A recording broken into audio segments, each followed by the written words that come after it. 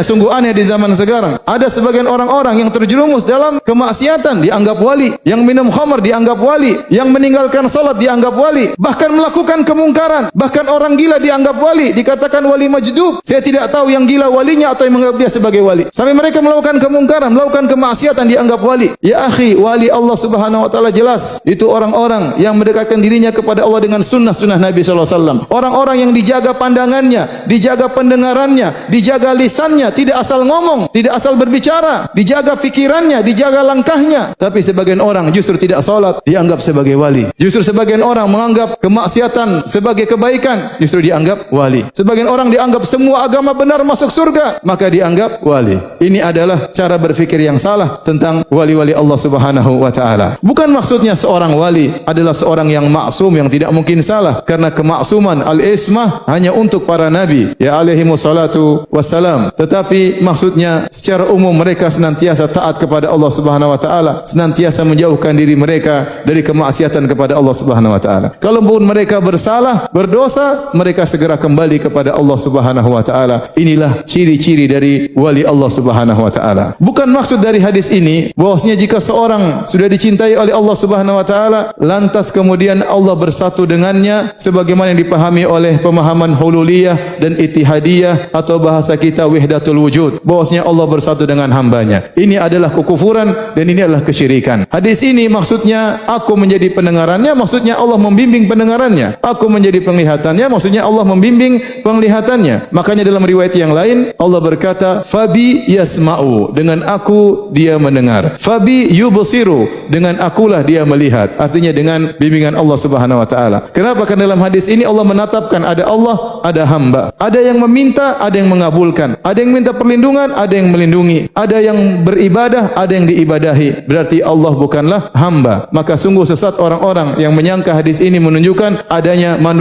manunggaling kawula Gusti, adanya persatuan antara hamba dengan Tuhan, sehingga mereka mengatakan wal abdu rabbun wa rabbu abdun, hamba adalah Tuhan, Tuhan adalah hamba, sebagaimana yang diucapkan oleh Ibnu Arabi yang tersesat dalam pembahasan ini. Semoga Allah Subhanahu wa taala menjadikan kita menjadi wali-walinya, penolong agamanya, dan semoga Allah Subhanahu wa taala mengampuni dosa-dosa kita, dan semoga Allah Subhanahu wa taala masukkan kita dalam surganya.